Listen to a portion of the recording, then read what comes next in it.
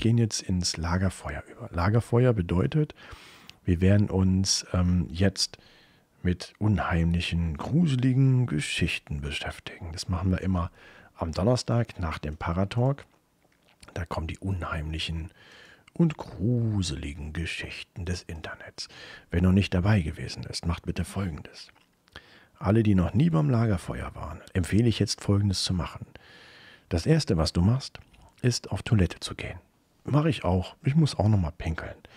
Okay, wenn du auch von der Toilette zurück bist, dann machst du in dem Raum, wo meine Stimme läuft, das Licht aus. Hat einen Grund. Ich will mit dir nicht flirten. Ich möchte dir Geschichten erzählen.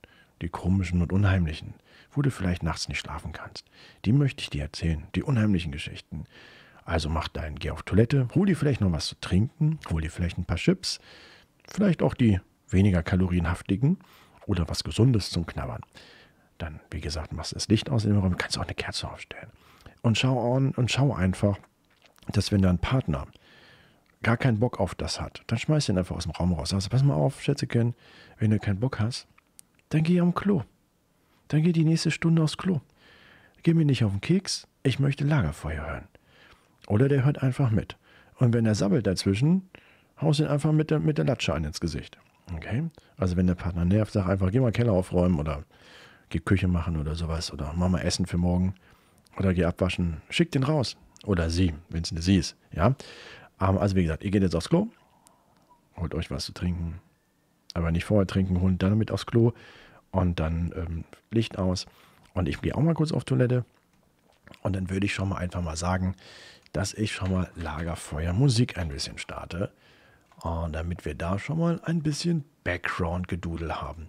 Denn Lagerfeuer brauchen wir immer eine unheimliche Musik im Hintergrund.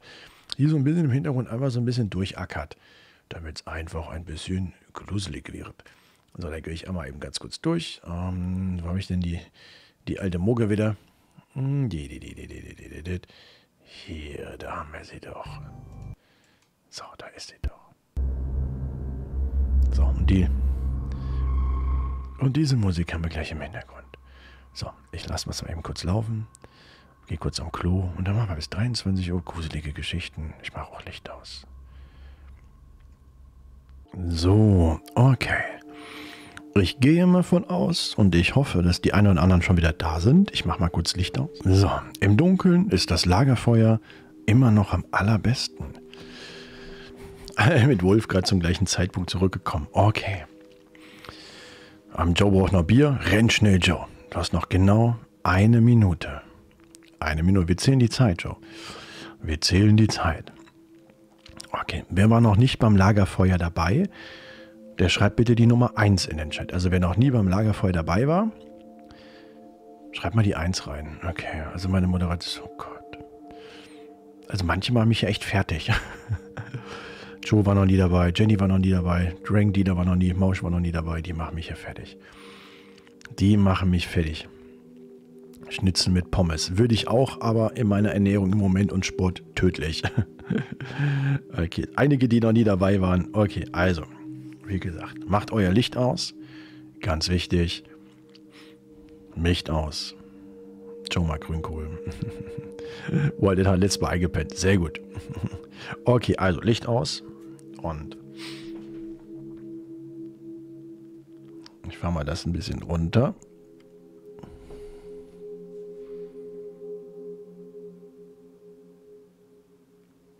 So.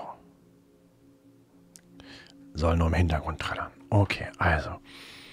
Ich werde euch wieder heute bis 23 Uhr sehr verstörende, sehr beängstigende, unheimliche Geschichten erzählen, die sich zum Teil so zugetragen haben können, die zum Teil passiert sein können. Das Interessante ist, dass es manchmal reicht, dass du nur einen einzigen Satz hörst, der gruselig ist. Manchmal bedarf es nicht mal einer ganzen Geschichte, einem Erlebnis. Manchmal bedarf es einfach nur ein paar Sätze, die dir wirklich sagen, das ist komisch. Für alle, wer von euch lebt alleine? Alle, die alleine leben, machen mal die Zahl 1 in den Chat. Also alle, die alleine leben, bitte mal die Zahl 1 in den Chat. Okay, kulinarisch, Wulf, Ingrid, Mago, Hagal, Alania, Lord Wäscher, nicht, Meerjungfrau, mit einer Tasse Tee, Teelichtbeamer. Alles gut, Waldetal, ich weiß es. Pink Lady. Okay, viele, die alleine leben. Manchmal bedarf es wirklich nur einen Satz. Stell dir mal vor, du lebst jetzt ja alleine, wie du es mir gesagt hast. Du wachst morgens alleine auf. Du gehst allein ins Bett. Du schaust alleine Fernsehen. Und ich möchte, dass du dir vorstellst, dass du in deiner Wohnung, wo du dich alleine aufhaltest, wie gerade auf die Toilette musst, und du ein Phänomen feststellst, dass der WC-Sitz warm ist. Ich finde, dieser Gedanke ist verstörend.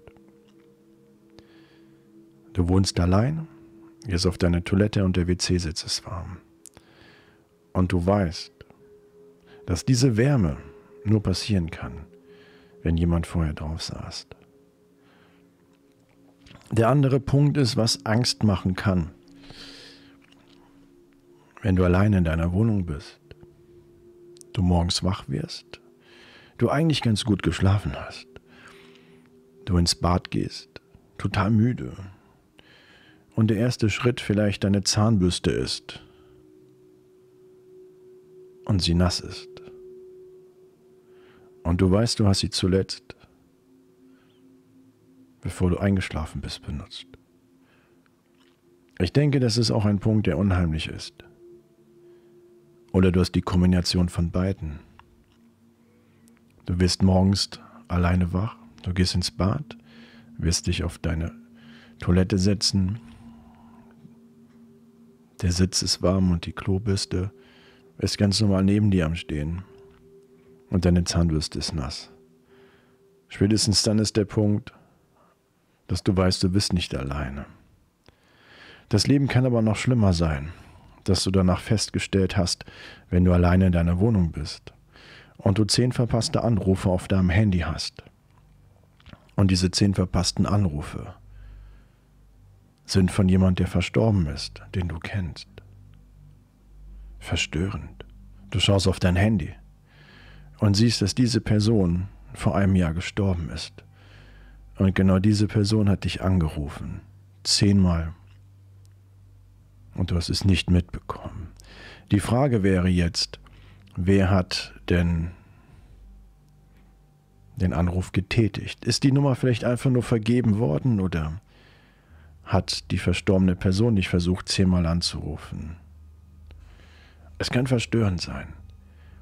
Es kann beängstigend sein. Was noch schlimmer aber ist, wenn du alleine lebst, ist auch folgende Szene. Du lebst alleine, sitzt im Wohnzimmer oder in dem Raum und hörst mir jetzt gerade zu. Es ist die Situation wie jetzt, dass du mir zuhörst.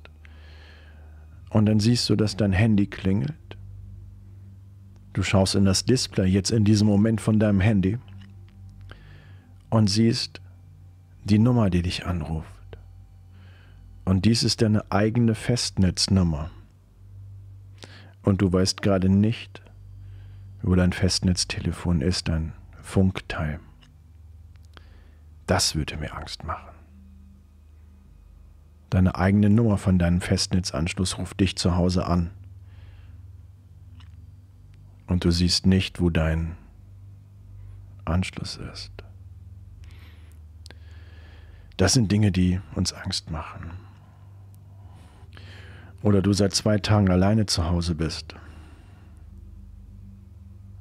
und du in die Küche gehen möchtest und du Hunger hast und du aus deinem Kühlschrank Fleisch holst zum Schneiden oder Gemüse und du schaust zum Messerblock und die Messer sind weg. Auch das ist nicht schön.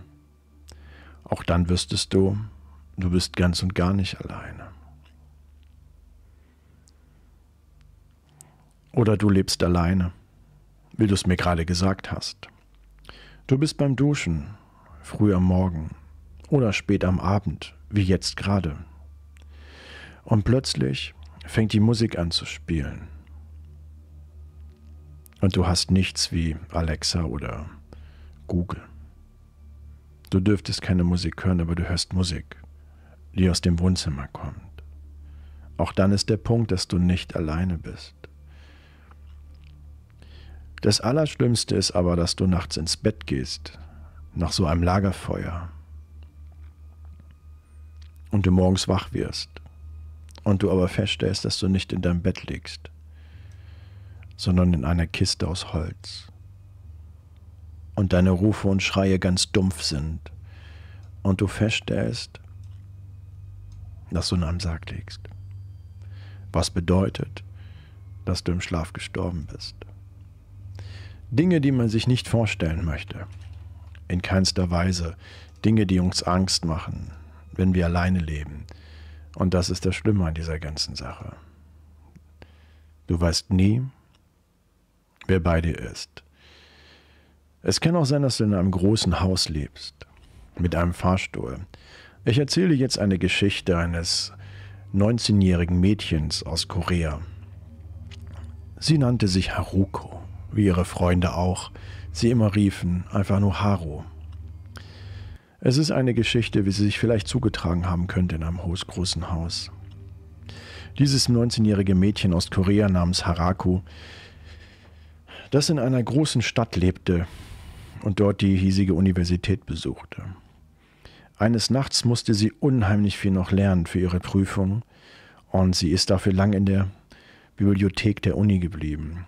Sie musste ihr Projekt beenden. Als sie dann zu Hause ankam, ist es schon richtig düster gewesen. Haruko wohnte im 14. Stock eines Mehrfamilienhauses, wie es dort ganz normal ist. Sie stand am Eingang und drückte den Knopf, um den Aufzug zu rufen, wie wir das alle schon mal in unserem Leben mit einem Aufzug getan hatten. Sie hasste es, abgrundtief so spät abends immer alleine nach Hause zu kommen. Es fühlt sich einfach nicht gut an. Du bist alleine und du musst aber zurück. Als der Aufzug dann angekommen ist, nachdem sie ihn gedrückt hatte, ist sie in den Aufzug eingestiegen und drückte den Knopf für ihre Etage. Sie wohnt hier, wie du bemerkt hast, im 14. Stock. Gerade als sie die Türen schließen wollte, sie hat diesen kleinen Knopf gedrückt, damit die Türen von alleine zugehen, beziehungsweise auch auf Knopfdruck sich schließen, kam ein gut aussehender, für sie sehr sinnlich und guter, hübscher Mensch männlicher Natur auf sie zugerannt. Der Mann, komplett außer Atem, streckte die Hand aus, um das Schließen der Tür zu verhindern.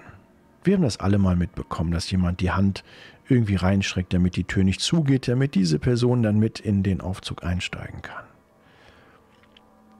Dann stieg er in den Aufzug ein und stellte sich einfach mit zu ihr in den Aufzug. »Oh, Sie wohnen im 14. Stock?« fragte er sie. »Ja, ja«, hat Haruko geantwortet. »Oh«, sagte der Mann mit einem Lächeln und drückte den Knopf für die Etage Nummer 13. Der Aufzug war an der Außenseite des großen Hauses angebracht, sodass man durch die Glasscheiben, der Aufzug war nicht komplett verschlossen, man konnte wirklich dann durch diese Glasscheiben die Etagen erkennen. Haruko konnte, während der Aufzug fuhr, die Stockwerke sehen, wie sie vorbeizogen, während sie beide schweigend im Aufzug standen. Ab und zu lünkerte sie zu dem Mann hinüber. Sie war halt alleine mit diesem Mann in diesem Aufzug. Er war gut aussehend, sagte sie sich. War schon interessant, ein hübscher Kerl, hat sie sich gedacht. Irgendwie hatte sie dieses Verlangen, ihn kennenzulernen. Würde er vielleicht mal mit mir ausgehen, hat sie sich gedacht. Als er sie zufällig angesehen hatte, lächelte sie süß und dachte sich so, hey, der ist es. In diesem Moment aber, während sich ihre Augenblicke trafen, hielt der Aufzug im 13. Stock an. Die Türen gingen auf und der Mann ist hinausgegangen. »Bis später«, sagte er. Ja, wir sehen uns auf jeden Fall. Würde mich freuen, hat Haruko geantwortet.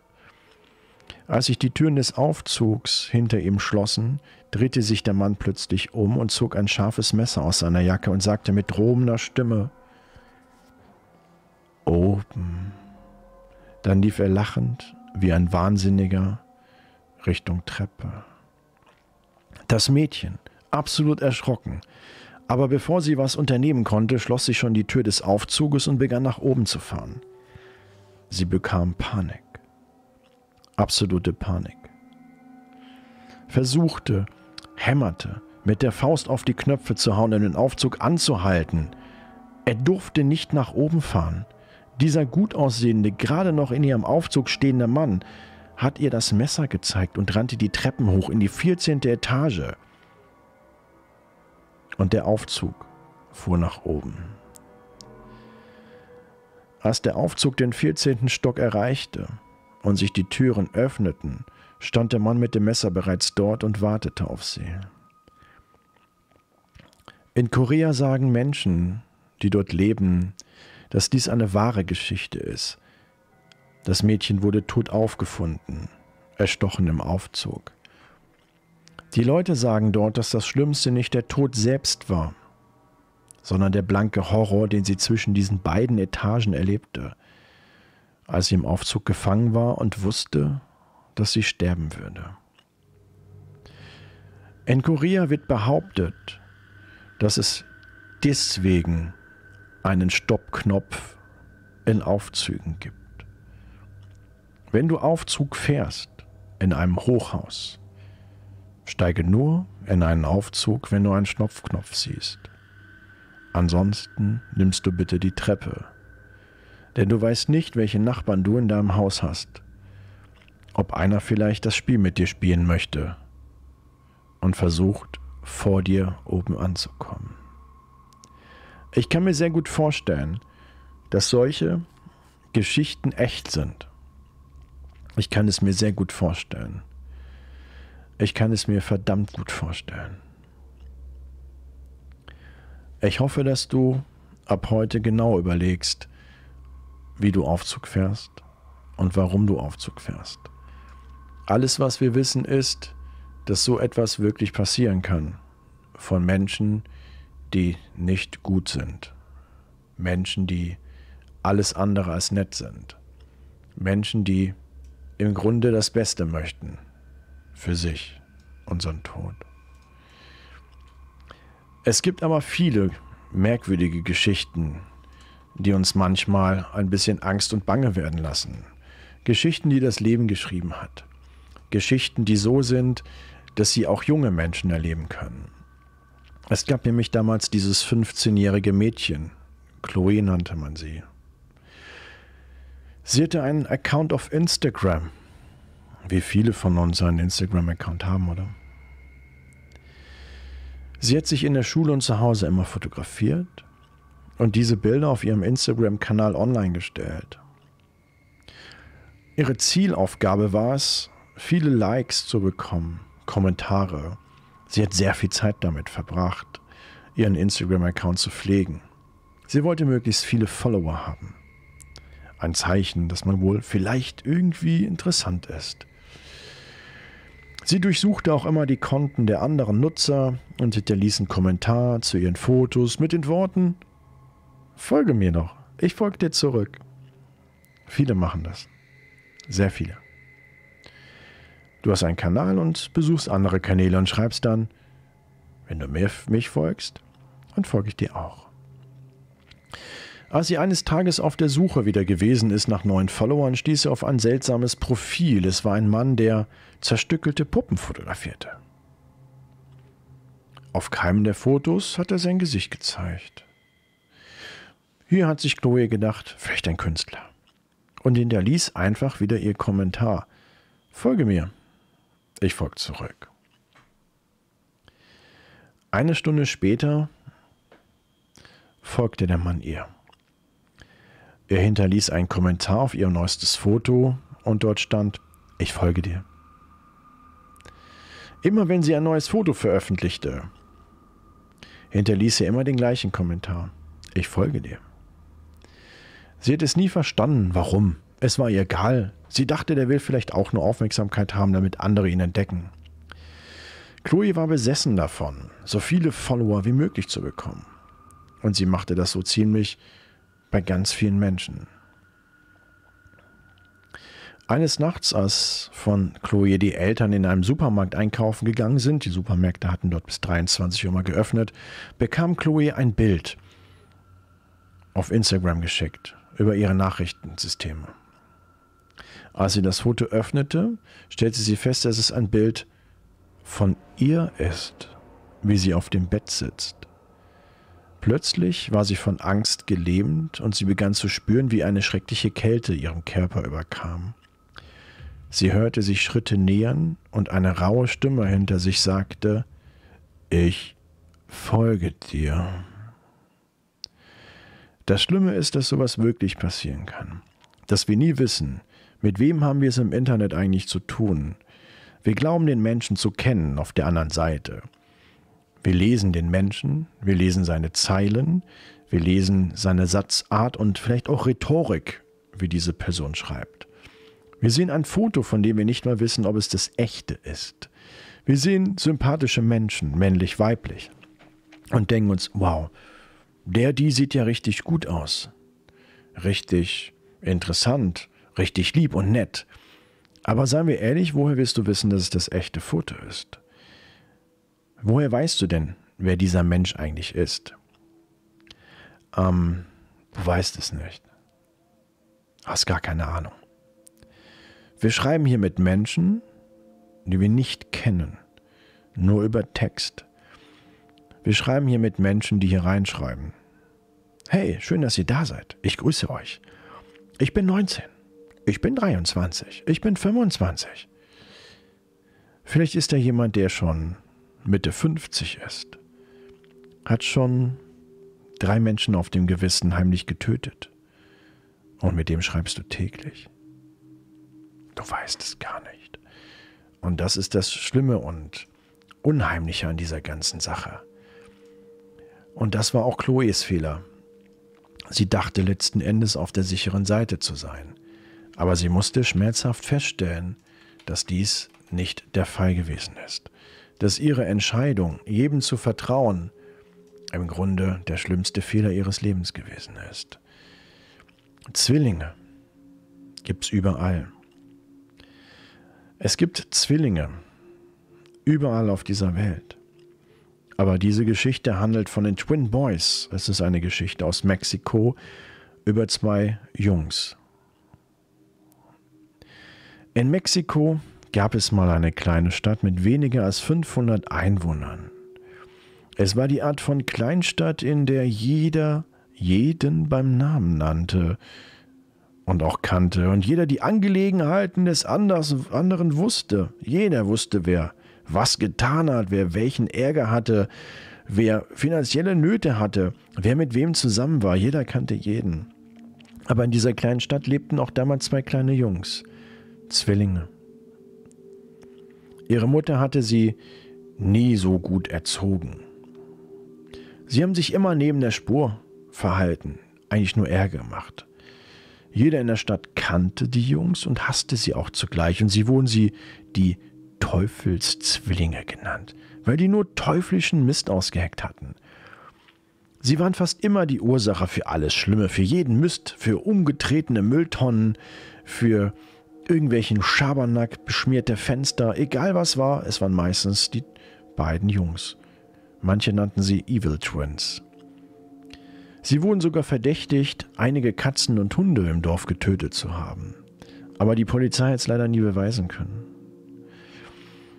Eines Sonntags starb dort in dem kleinen Örtchen ein alter Mann in seinem Haus. Während der Priester und der Leichenbestatter draußen warteten, wurde die Leiche dann zum Friedhof transportiert, haben die Zwillinge durch ein Fenster das Ganze beobachtet. Als sie die Leiche sahen, wollten sie sofort raus und sich die Leiche mal genauer anschauen. Den beiden Jungs war es scheißegal. Die haben sich da nichts angenommen, die Toten zu stören. Also brachen sie sogar in das Haus ein, wo der Mann noch vorher zwischengelagert war, und spielten mit der Leiche. Einer der Jungen bewegte sogar die Gesichtszüge des Toten, wie so eine Marionette. Guck mal, wie der lachen kann. Schau mal, guck mal, ich kann ihm einen Finger in die Nase stecken.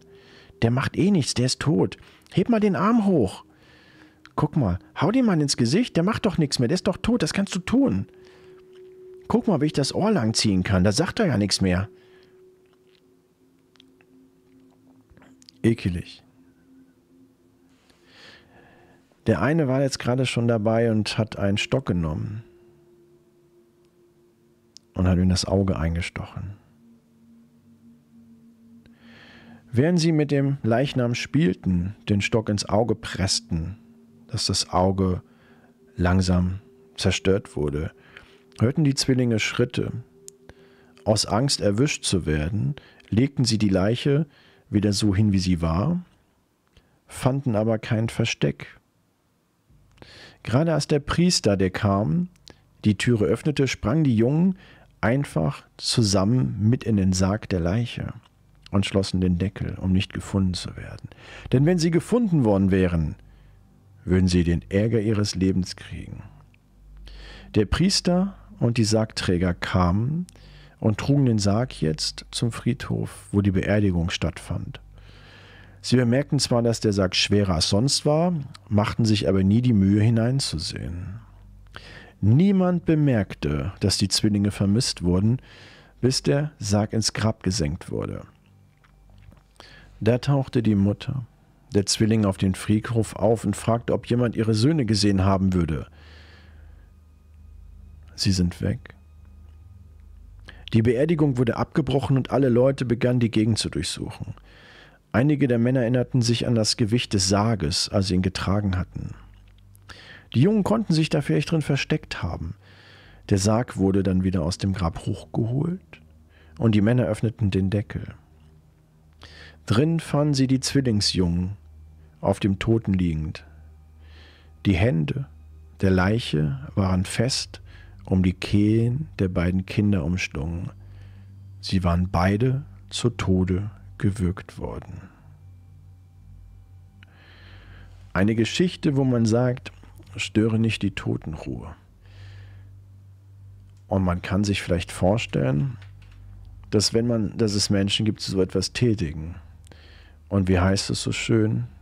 Das Karma wird dich kriegen. Das Karma wird dich immer irgendwie kriegen. Und vielleicht sind sie auch nur eingeschlafen und legten sich selber aus Spaß die Hände um den Hals, um aus dieser Nummer rauszukommen. Zu dem Thema Schlaf kann ich euch nur die Sache von Samantha erzählen. Samantha und ihre Freundinnen, die das Wochenende in einer Hütte im Wald verbringen wollten. Samantha hatte damals 2 beste Freundinnen, Jenny und Amber. Ihr Vater nahm sie damals mit in einen Wochenendurlaub. Sie sind eingeladen worden, mitzukommen. Ihre Familie besaß so eine Hütte im Wald und am Freitagabend fuhr ihr Vater die Mädchen dort hinauf.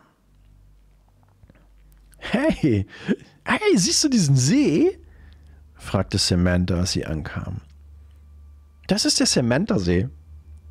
Mein Vater ist hier aufgewachsen. Er hat sie geliebt, diese Umgebung. Er hat den See so geliebt, dass er mich danach benannt hat. In dieser Nacht, nachdem sie ihre Sachen ausgepackt hatten, saßen die 3 Mädchen herum und überlegten, wie sie sich amüsieren könnten. Hey, kennt jemand von euch gruselige Geschichten? Irgendwas? Ich kenne eine, sagt Jenny. Es ist auch wirklich eine wahre Geschichte. Es ist ein Freund von mir passiert damals. Es ist schon ein bisschen her. Eines Nachts, weiß ich noch, hatten die so einen kleinen Babysitter halt zu Hause gehabt. Ne? Die hatten so halt diesen beiden kleinen Babysitter. Und auf jeden Fall sitzt die alleine im Dunkeln vor dem Fernseher und das Telefon klingelt. Sie geht hinüber und antwortet und hört am Ende der Stimme, dass jemand schwer atmet.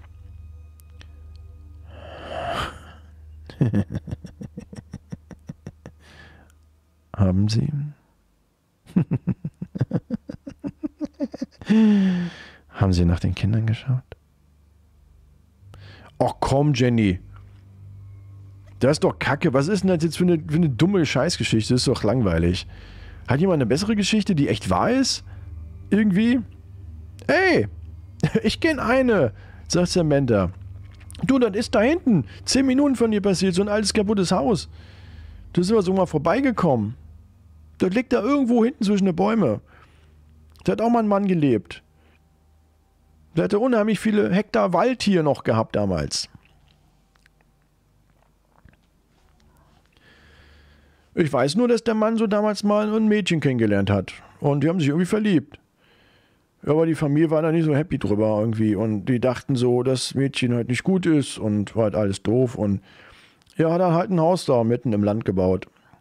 Hat sie geheiratet und alles wunderbar. Und dann, ich weiß nicht, wie ging das weiter noch, sagte sie, ja, eine Tochter haben die irgendwie auch gehabt und einen Sohn.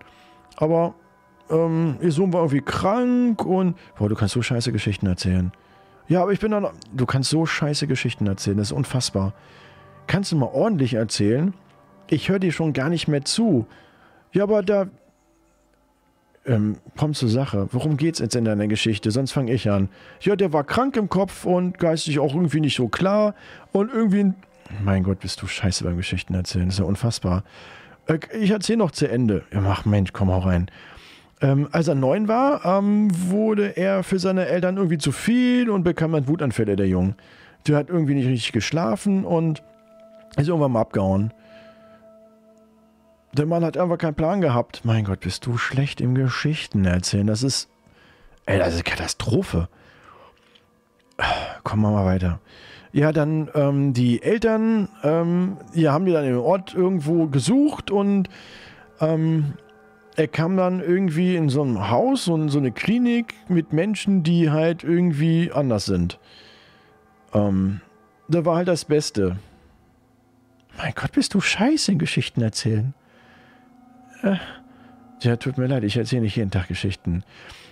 8 Jahre später ist der Junge dann irgendwie abgehauen und aus dem Krankenhaus geflüchtet und das Personal sucht noch immer irgendwo und Familie und ich kann mir den Scheiß nicht mehr geben. Wie lang geht die Geschichte noch? Ja, ich komm gleich zum Schluss. Ich komme gleich zum Schluss. Und er ist dann irgendwann abgehauen und soll dann irgendwie Menschen getötet haben. Mein Gott, das ist nicht gruselig. Das ist doch mal alles andere als gruselig, diese Geschichte. Wo ist denn jetzt das Unheimliche? Ja, ich habe ein Foto. Sie kramt in ihrer Hosentasche und hat ein Foto. Und hält dieses Foto den Mädchen hin.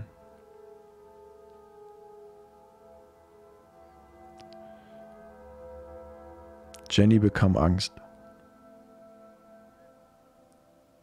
Und sagte nur, das ist mein Freund. Der kommt gleich. Die Mädchen wurden am nächsten Tag tot aufgefunden. Sie wurden bestialisch ermordet.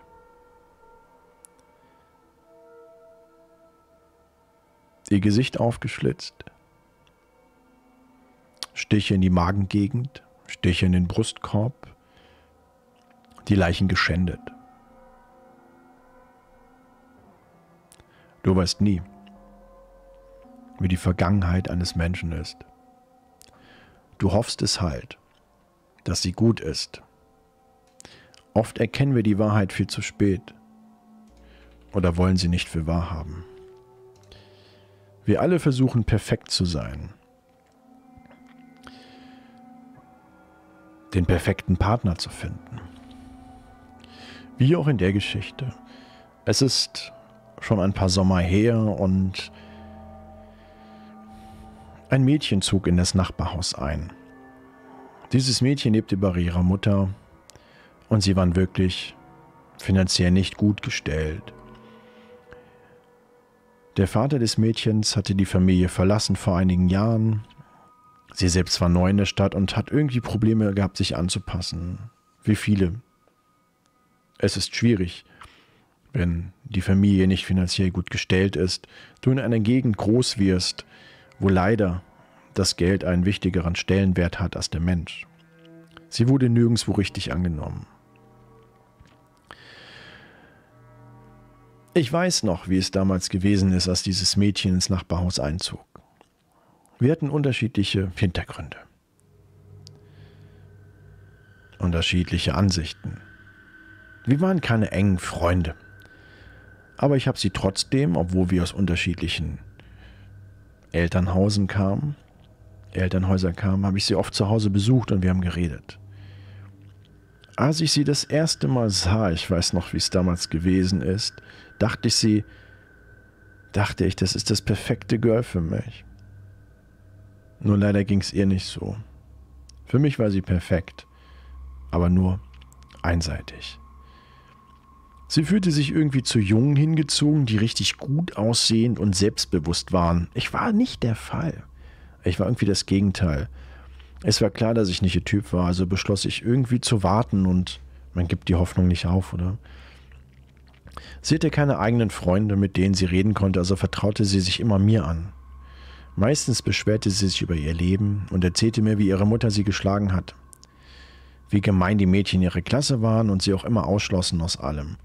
Sie erzählte mir auch von einem Jungen, in den sie verknallt war. Bei den Mädchen in der Schule war sie aber irgendwie doch beliebt, glaubte sie. Bis ich ihr sagte, dass es nicht der Fall ist. Und sie sagte, ja, das sind Träume. Lass mich träumen, bitte. Als sie dann über ihre Probleme anfing zu sprechen, hörte ich ihr einfach nur zu. Eines Tages kam sie nicht mehr zur Schule, ich weiß es noch. Wie sich herausstellte, lag es daran, dass sie gemobbt wurde. Sie erzählte mir, dass eines der beliebten Mädchen in der Schule herausgefunden hatte, dass sie genau in diesen Typen verknallt war von ihr. Dieses Mädchen, was sehr beliebt war, und ihre Freundinnen schikanierten sie jetzt täglich, wenn sie in die Schule kam. Sie sagte, sie hätte sogar den anderen Klassenkameraden abscheuliche Gerüchte über sie verbreitet und ihr Leben zu einem Albtraum gemacht. Sie wurde richtig extrem gemobbt. Ich selber, als ich das mitbekommen hatte, blieb einfach still und hörte zu, wie sie ihren Problemen jetzt gerade Luft machte. Ihr Verhalten hat sich irgendwann mal geändert, als sie dann auf die höhere Schule ging. Sie blieb bis zu allen Nachtstunden draußen und begann Zigaretten zu rauchen, Alkohol zu trinken. Ich habe auch Gerüchte gehört, dass sie Drogen nimmt. Sie geriet in eine schlimme Szene von Menschen und wurde sogar öfters von der Polizei festgenommen. Ihr Privatleben wurde immer schlimmer und sie stritt sich mitten in der Nacht oft mit ihrer Mutter. Alle Mädchen in der Schule fingen an, sie zu hassen. Jemand hat sogar ihr ganzes Haus mit Graffiti besprüht, sie schrecklich bestümpft, Scheiße vor die Tür gelegt, die Fenster eingeschlagen. Jemand tötete so ihre Katze und hat ihre tote Katze in den Briefkasten gesteckt. Schließlich brach das Mädchen in die Highschool aus, beziehungsweise beendete ihre Highschool-Karriere. Sie zog sich zurück, wollte von niemandem mehr was hören und sehen und schloss sich in ihr Zimmer ein. Sie hörte auf, mit ihrer Mutter zu sprechen und ging tagelang nicht mehr aus ihrem Zimmer hinaus. Sie kam sogar selten zum Essen. Sie sah blass aus, kränklich, schmerzhaft ausgemergelt. Ihre Mutter begann Essen ihrer vor die Tür zu stellen. Sie kam nur heraus, wenn sie auf die Toilette musste oder mitten in der Nacht, wenn ihre Mutter schlief. Es war ein elendiges Leben. Ich habe sie zum ersten Mal seit einer langen Zeit besucht. Sie weigerte sich, mich überhaupt zu sehen. Und obwohl ich am Anfang erst durch Schlüsselloch schaute, weigerte sie sich sogar zu antworten. Ihre Mutter gab mir eine Schüssel mit Suppe. Ich sollte sie nach oben bringen. Ich erhaschte einen Blick auf sie, als sie die Tür öffnete, um die Schüssel zu nehmen. Sie war blass, ausgemagert, hager. Sie sah im Grunde aus wie ein nasser, ausgewrungener Lappen. Ich ging jeden Tag zu ihr. Nach einer Weile begann das Mädchen durch die Tür mit mir zu sprechen. Sie erzählte mir, wie sie sich ständig mit ihrer Mutter stritt und all ihre alten Freunde sie vergessen hatten. Sie erzählte mir, wie sie eine böse Menge Menschen erlebt hatte, wie sie sich eingemischt hatte in andere Themen, wie sie nachts einfach heimlich ausgegangen war, gestohlen hat, Drogen genommen hat, in Schwierigkeiten rutschte. Sie erzählte mir, dass sie von der Polizei beim Ladendiebstahl erwischt wurde und vorbestraft war. Sie erzählte mir, wie ihre Mutter sie versucht hatte zu helfen. Aber als sie nicht mehr zuhören wollte, wurde ihre Mutter wütend und schlug sie. Ihr Leben war unerträglich geworden. Sie sollte sterben. Sie wollte sterben. Sie erzählte mir, dass sie viele Male versucht hat, sich das Leben zu nehmen, indem sie sich die Handgelenke aufschnitt. Genau wie in den alten Tagen redete sie weiter und weiter und ich hörte einfach zu. Immer wenn sie mich nach meiner Meinung fragte, zuckte ich nur mit den Schultern und machte eine harmlose Bemerkung. Im Laufe der Zeit begann sich die Stimmung des Mädchens irgendwie immer mehr aufzuhellen. Sie beschloss sogar, aus ihrem Zimmer zu kommen. Es schien, als würden die Dinge besser und die Zukunft sah positiver aus. Ihre Mutter weinte vor Freude und dankte mit einer Überschwänglichkeit. Eines Tages stieg das Mädchen auf das Dach eines Wohnhauses in der Nachbarschaft und sprang. Das Gebäude war nicht sehr hoch und sie landete im Gebüsch. Genau das hat ihr wahrscheinlich das Leben gerettet. Allerdings wurde ihr Rückenmark bei dem Sturz verletzt und sie war vom Hals ab gelähmt. Die Ärzte sagen, sie würde den Rest ihres Lebens im Rollstuhl verbringen. Als sie aus dem Krankenhaus rauskam, ging ich wieder zu ihr. Sie lag in ihrem Bett und konnte sich nicht bewegen. Sie entschuldigte sich immer wieder bei mir und konnte gar nicht mehr aufhören zu weinen. Sie sagte, sie wünschte, sie würde den Sturz nicht überlebt haben und sagte mir, es tut mir leid für all die Schwierigkeiten, die sie mir und ihrer Mutter verursacht habe. Ich habe versucht, sie zu beruhigen, ihre Tränen zu stoppen. Aber es ist schwer, jemand zu trösten, wenn er aufgibt. Ich umarmte sie ungeschickt. Sie weinte so sehr, dass ihr Körper zitterte. Sie konnte nicht mal ihre Tränen mehr abwischen. Als ich sie in den Arm hielt, bat sie mich zu heiraten. Ich dachte, ich höre nicht richtig. Sie sagte, das war ein Scherz, mein Süßer. Dann fragte ich sie, heiratest du mich? Sie antwortete, meinst du das jetzt ernst? Meinst du das jetzt ernst, weil ich habe es gerade im Ironischen gemeint. Ich liege hier im Bett, ich kann mich nicht mehr bewegen. Und er sagte, ja, ich mein's wirklich. Sie konnte einfach nicht fassen, dass jemand überhaupt sie haben wollte. Ich musste ihr damals mehrmals einen Antrag machen, bevor sie glaubte, dass ich es wirklich ernst meinte. Sie weinte so sehr, dass ihre Tränen sogar schon trocken waren. Ich versuchte sie zu beruhigen und sagte ihr, dass ich sie heiraten will, weil ich sie schon immer geliebt habe. Sie war das perfekte Mädchen für mich, das war sie immer. Selbst als sie mich ignorierte und meine Gefühle nicht erwiderte.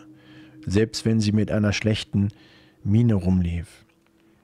Auch wenn ich mir all ihre dummen Probleme anhören musste. Auch als sie dünn wurde und sich in ihrem Zimmer versteckte. Selbst als ich dem beliebtesten Mädchen erzählte,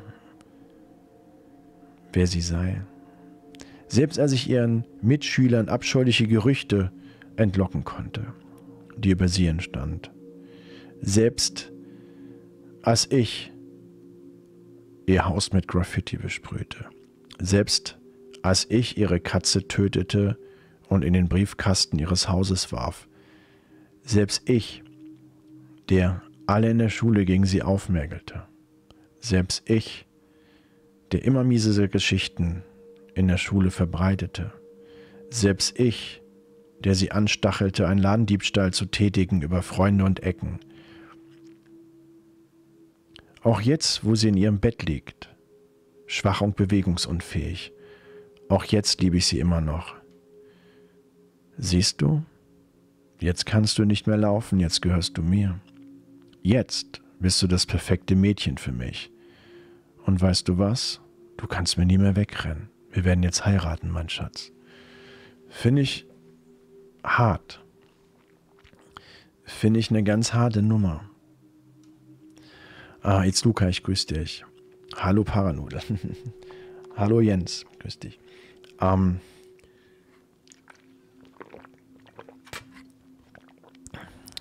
Das Problem ist, dass es genau diese Menschen gibt. Das Problem ist, dass es diese Menschen wirklich gibt. Und das ist das Traurige an der Sache. Dass Menschen durch solche Sachen es schaffen, dass andere im Grunde kaputt dran gehen. Das ist das Schlimme an dieser ganzen Sache. Und das ist das, was letzten Endes Angst macht. Was diese Menschen da draußen unterwegs sind. Hallo Chris Keule, wir sehen uns morgen um 9 Uhr. Die nächste Geschichte handelt von einem Familienfoto. Jeder hat diese Familienfotos von sich, wo die einen Tanten, die einen Onkels oder die einen Schwestern drauf sind. Es gab mal eine alleinerziehende Mutter damals. Sie hatte 3 Töchter. Bei der jüngsten Tochter wurde damals ein inoperabler Hirntumor diagnostiziert. Die Ärzte überbrachten ihrer Mutter die schlechte Nachricht. Sie sagten der armen Frau, dass ihre Tochter nur noch 3 Monate wohl zu leben hat. Die Familie war von der schrecklichen Nachricht am Boden zerstört, zu wissen, dass ihre Tochter nur noch 3 Monate zu leben hat. Die Mutter beschloss noch zu Lebzeiten ihrer jüngsten Tochter einen Gefallen zu tätigen. Ein großes Familienfoto. Auf dieser Weise hatte sie immer etwas, an das sie sich erinnern konnte und was sich die Familie erinnern konnte. Es sollte für die ganze Familie ein wichtiger Aspekt werden. Ein Foto, wo die Tochter mit drauf ist. Sie besorgten einen professionellen Fotografen, um das Foto zu machen. Die Familie posierte mit der jüngsten Tochter in der Mitte des Bildes und ihre Mutter und ihren ältesten Schwester um sie herum. Dann ließen sie das Bild einrahmen und hängten es über den Kamin im Wohnzimmer. 3 Monate später leider starb diese Tochter im Krankenhaus. Ihre Mutter und ihre beiden Schwestern waren an ihrem Bett, als sie starb. Die Beerdigung war 2 Tage später. Nach der Beerdigung saß die Mutter im Wohnzimmer, als sie zufällig über dem Kamin zu dem Familienfoto aufblickte. Sie war entsetzt, als sie feststellte, dass sich das Gesicht ihrer Tochter auf dem Foto veränderte. Es sah aufgebläht und irgendwie deformiert aus. Fast unheimlich.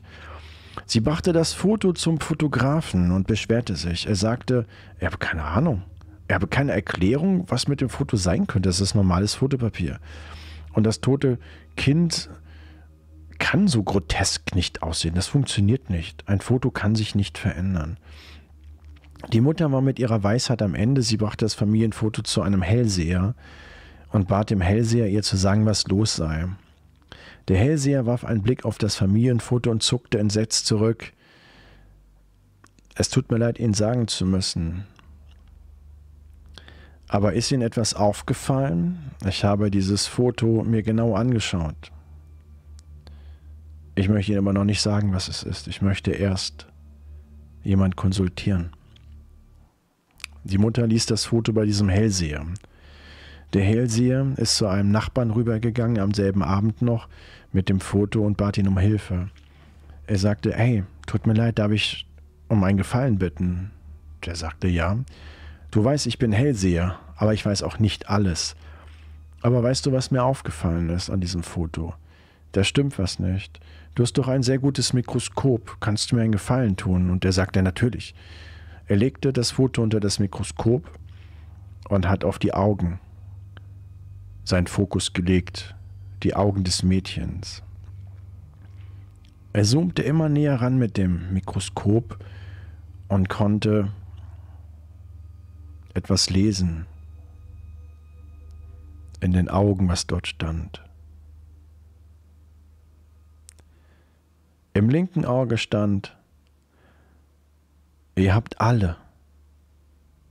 Im rechten Auge stand ein Gehirntumor. 3 Monate später starb das nächste Familienmitglied. 2 Monate später die Mutter.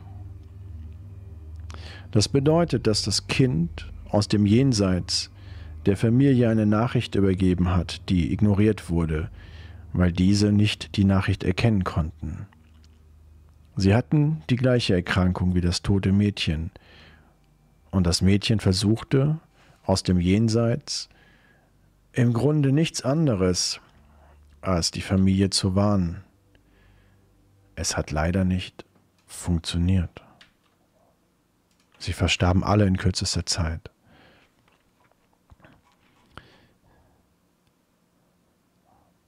Und wir bekommen oft diese Nachrichten, wir sehen sie nur nicht.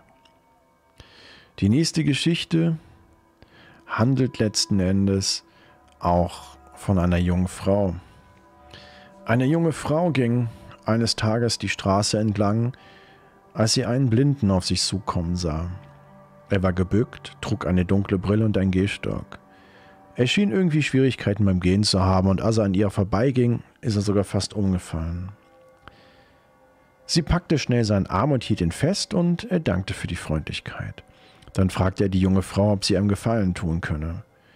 »Können Sie mir bitte diesen Brief übergeben?« sagte der Blinde. »Ich bin alt und ich brauche jemanden, der diesen Brief abgibt. Ich bin alt, habe Behinderungen, ich habe eine schreckliche Zeit überhaupt und es ist schrecklich für mich. Ich sehe nichts und ich muss diesen Brief überbringen. Ich finde mich hier nicht zurecht in dieser Stadt.« Die Frau, ein sehr netter Mensch, war natürlich bereit. Und der Mann überreichte ihr den Brief mit einer auf der Vorderseite gekritzelten Adresse. Sie bejahte und sagte, sie macht es sehr gerne. Als sie sich umdrehte, um wegzugehen, warf sie einen Blick zurück und sah den blinden Mann ziemlich schnell die Straße entlang gehen, den Stock unter den Arm geklemmt. Dann nahm der Blinde zu ihrer Überraschung sogar die dunkle Brille ab und warf sie beiläufig in den Mülleimer. Komisch, dachte sich die Frau und brachte den Umschlag sofort zur Polizei. Die Polizei ging zu der Adresse auf dem Brief, die sich als Metzgerei eines alten Ehepaares herausstellte. Alles schien irgendwie ganz normal, bis die Polizei das alte Ehepaar aufforderte, den großen Kühlschrank im hinteren Teil des Ladens zu öffnen. Das alte Ehepaar weigerte sich, also musste die Polizei diesen Kühlschrank in der Metzgerei aufbrechen. Drin wurden sie mit einer schrecklichen Szene konfrontiert. Es gab Leichen, die an Fleischerhaken aufgereiht waren und Regale, die mit Brocken Menschenfleisch hochgestapelt waren. Bisher hatte die Polizei den Brief übersehen, den die mysteriöse Frau bekommen hatte. Als sie dann zu Hause den Umschlag öffnete, der gar nicht mehr wichtig in diesem Fall war, weil das Metzger-Ehepaar verhaftet wurde, die Metzgerei damit natürlich geschlossen wurde und eine riesen Publicity in den örtlichen Zeitungen vorhanden war, sie den Brief aber mit nach Hause nehmen konnte, weil er in dem Fall nicht wichtig war, öffnete sie den und schaute nur. Auf dem Foto war eine Kühltruhe zu sehen. Und da stand ein Satz drunter: Das ist auch bald das Letzte, was du zu sehen bekommst. Aber dann von innen. Sie bekam Gänsehaut und wusste, dass das Ehepaar, was verhaftet wurde, nicht die Täter gewesen sind. Sie waren Opfer und wurden erpresst. Erpresst, wenn sie nicht das machen, was sie sollen, mit dem Tod. Und wenn Menschen Todesangst haben, machen sie vieles, begehen sogar Morde, um nicht selber getötet zu werden. Sie waren nur die Opfer eines perfiden Spieles eines Psychopathen, der sein nächstes Opfer gefunden hat. Nehme niemals einen Brief an, wenn du nicht weißt, worum es in diesem Brief geht. Und das ist das Schlimme. Achte immer, wer die Briefe gibt. Das war unser Lagerfeuer. Lagerfeuer bis 23 Uhr. Die abgründigen Geschichten des Internets, die wir hören wollen oder auch nicht hören wollen. Erlebnisse von Menschen, die uns schockieren. Erlebnisse von Menschen, die echt sein können. Wir wissen es nicht. Das, was wir aber wissen, ist, dass da viele Wahrheiten hinterstecken können. Wir hoffen natürlich, dass sie nicht wahr sind. In dem Sinne wünsche ich euch einen schaurigen Abend, eine schaurige Nacht. Und überlegt genau, wenn ihr heute Nacht auf Toilette geht, ob der Klositz warm ist. Vielleicht bist du nicht alleine. Schlaf gut, ihr Lieben. Morgen von 12 bis 14 sehen wir uns wieder. Oder morgen um 20 Uhr. Die liebsten Träume an alle. Danke für den Tag mit euch. Und gutes Gruseln heute Nacht. Und wenn du alleine lebst, zieh die Decke drüber. Schlaf gut.